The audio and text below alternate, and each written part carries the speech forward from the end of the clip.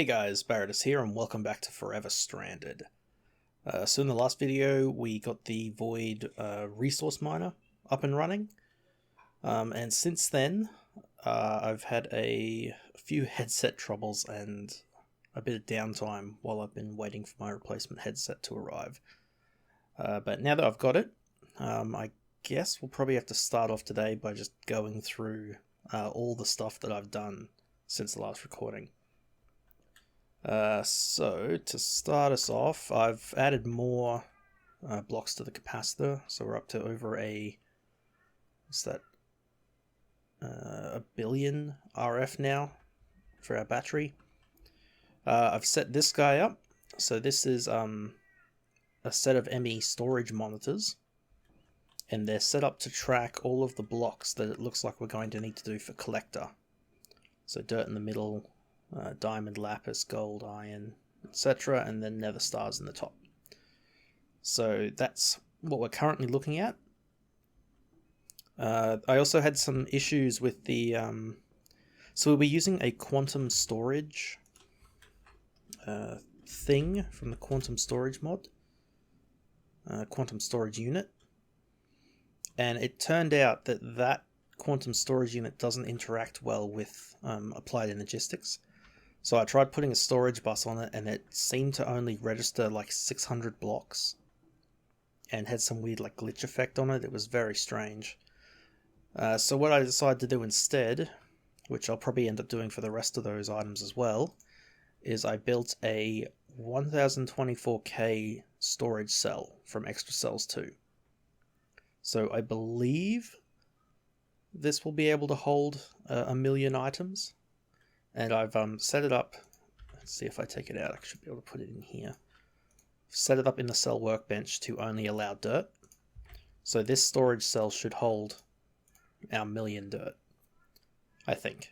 I'm not sure. We'll see. We might need to build the next size up, because I believe there is a couple of sizes above this one. What do we got? Yeah, there's a 4096K and then a 16,384K cell. So if that doesn't end up being enough, we'll just have to make the next one. I also set up auto crafting to make those cells, so we're now able to make... where is it? The 1024K ME storage cell, as well as the 256K and all that, so I can very quickly just request those and they'll get crafted up. Let's see. Yes, so I've also set up, cleaned up down here more, added some more automation, so now we've got the Ignis extruder here. I think we did that previously. We've also got a magma crucible and a fluid transposer here that are handling destabilized redstone. So this is currently just set to craft with the redstone. We're not outputting that out. We're just using this transposer as a dedicated destabilized redstone transposer. Also set up... yes. So the Overclocker Upgrades for the Industrial Craft 2 machines. I got the canning machine set up here and automated so that we can now get universal fluid cells by just sending, was it like a fluid cell and lapis dust into here. This is always full of water. It generates that, it cans it up or bottles it to the cans and sends it back so that we can create the overclocker upgrades very easily. And then this guy here is set up to, it's 3 metal presses set up to hammer wire. So that's the this type of wire. So the copper, electrum, and aluminium and steel wires for immersive engineering, so that we can auto craft our HV wire coils and our MV and LV. Because I was getting sick of crafting the HV coils, because every time I made a mistake, I was messing around with the power upstairs, and a few times I burnt out the HV wires and had to manually remake them, and it was getting a bit frustrating. So what else? So much. Right. So I set up The output for our void resource miner, it's got a trash can with a filter on it to grab the cobble, sand, gravel, and these green slime dirts and slime grasses, since we seem to be getting heaps of them and they don't appear to have a purpose. And there was all these different varieties that was just clogging up the system, so I just output them. Everything else gets dumped into the interface. And now, if I look at my my wireless crafting terminal, you can see that we've now got 215 mica.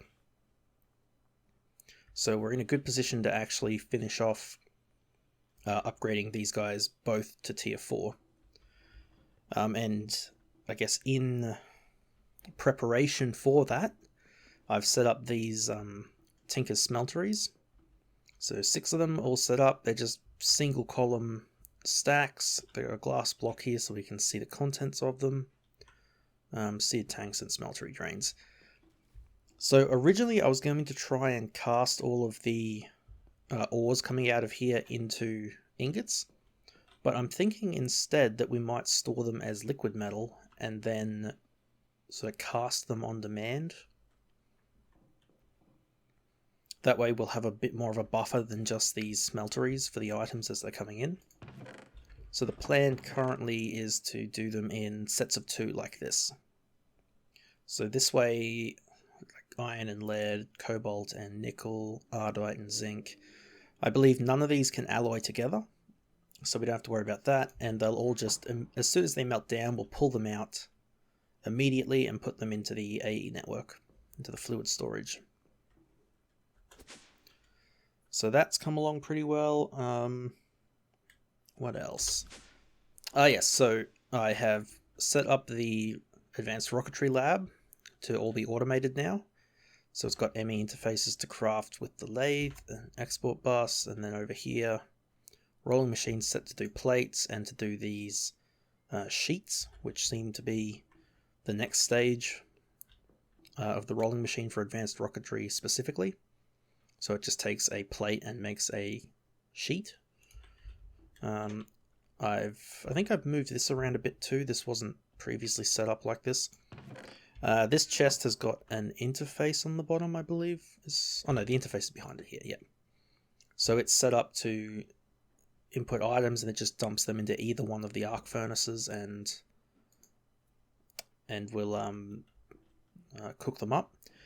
There's probably an issue with this. I'm just realizing now that I'm explaining it. So down here, with this guy, I actually had a huge amount of trouble getting an output system to round robin into these 3, because they're all set up to be wires. I just wanted 3 of them so that we could, process wires a lot quicker, because there doesn't seem to be a way to speed up the conveyor belts on these machines individually. So the only way to scale it up was to just make more of them.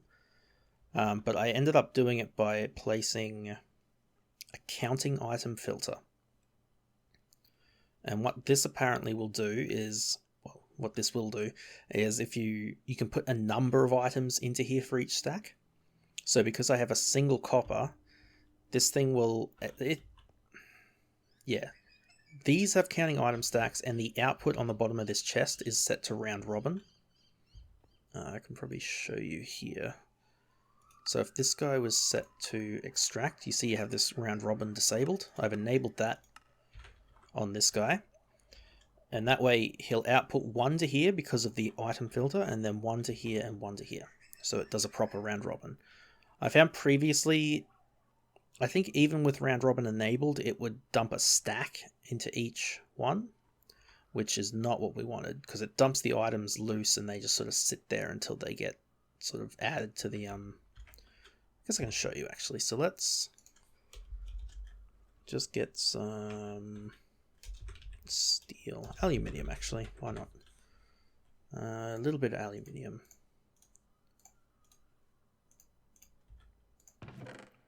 So put them in here. You see it drops the initial ones, and then the others sort of sit in here. And because I've got my magnet on there, not quite behaving. See, they just sit down there as loose items, and then they get applied once the previous one's gone through.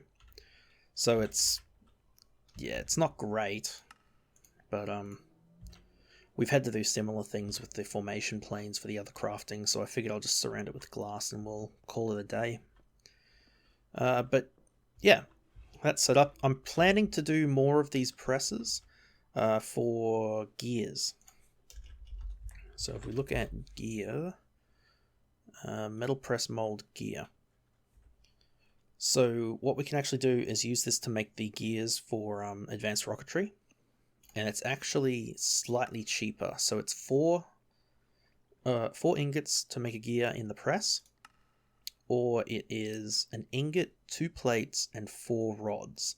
So with our current crafting with the lathe, it's 2 rods per ingot, so it's actually costing us 1, 2, 3, 4, 5 ingots. So it's slightly more efficient, but I mean, if I have time, I'll set it up. Or if we're making a lot of gears, we'll see how we go. But yeah, that is just about everything, I think. Oh, one last thing. So let me give you guys the story here. So I've been trying to automate different upgrades. So like I initially set up crafting for this overclocker upgrade by which involved, where is that upgrade there?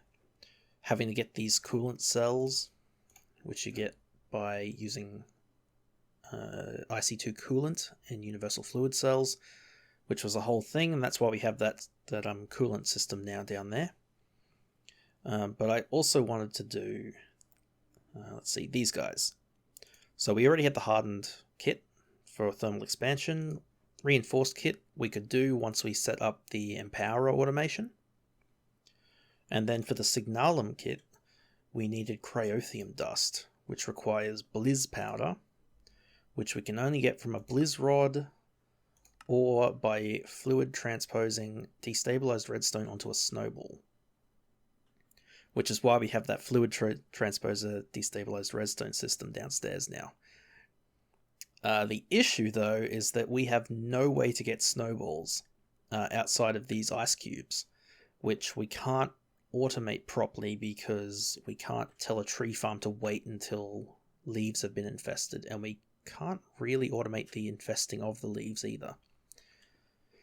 So I wanted to find a better way to do that. One option was ice, which we can only get through snow, which we can only get from snowballs, or by compressing water, which doesn't seem to work. I've tried the fluid cell, the bottle, and the bucket. None of them work in the compressor.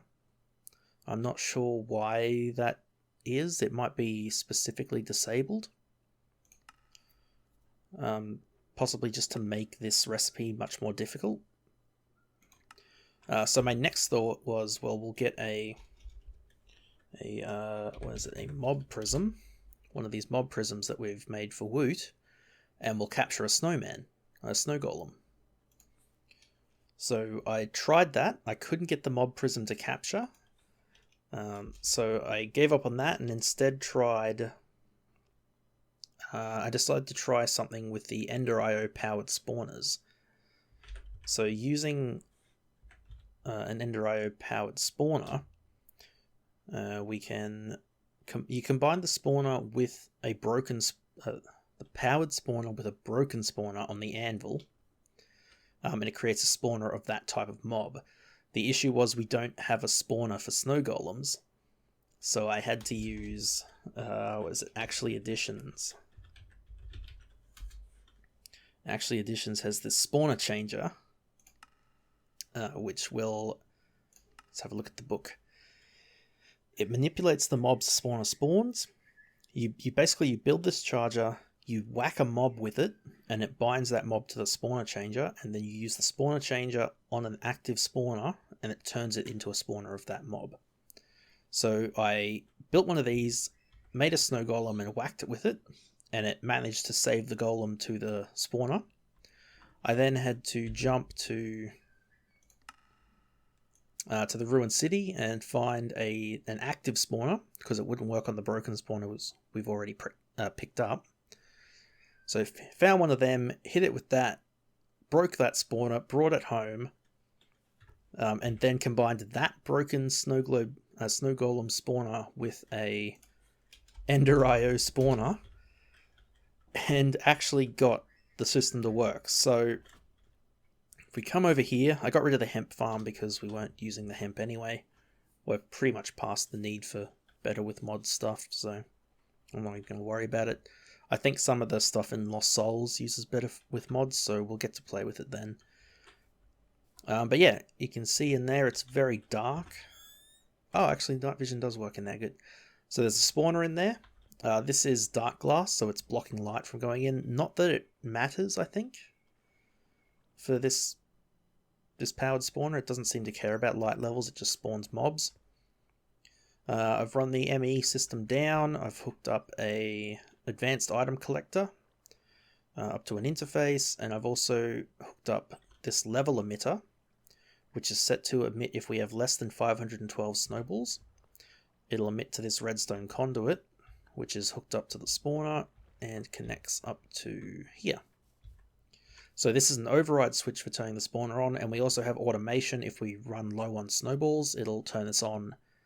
And the really nice thing about the snow golems is that because this is a desert biome, they just take damage and die anyway. So we don't need any sort of killing. We don't need anything special. You just turn it on and the snow golems just die, and then our little item collector is picking up all the snowballs. And I mean, I've only had it running very briefly, and we've already got a ridiculous amount of snowballs, I think. Yeah, 1,546. Oh, I also tried the Soul Shards mod to get a snow golem. So I made a soul shard, I killed a few golems, and then realized I have to kill 64 snow golems to get that. And the problem was I could use a what's called a vile sword, I think it is. Yeah, I could use this vile sword from soul shards, which would give me 2 kills for every kill. But the problem was, by doing that, I don't get looting, which meant I wouldn't get enough snowballs from killing a golem to make another golem. And the whole thing just sort of fizzled out.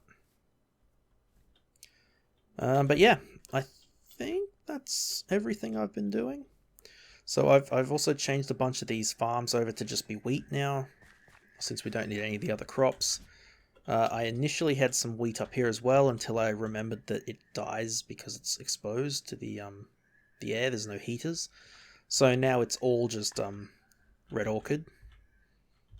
And then just the tree farm over there, just to keep us supplied on wood. The wheat farm is still running well. I've got it set up in this configuration now with extra 2 mass upgrades and 3 efficiency upgrades. So that's using 28,000 RF a tick for withers still. That's why we've got, like, was it 200 and something or 600 and something nether stars in there? How many did we have in here? Yeah, 600.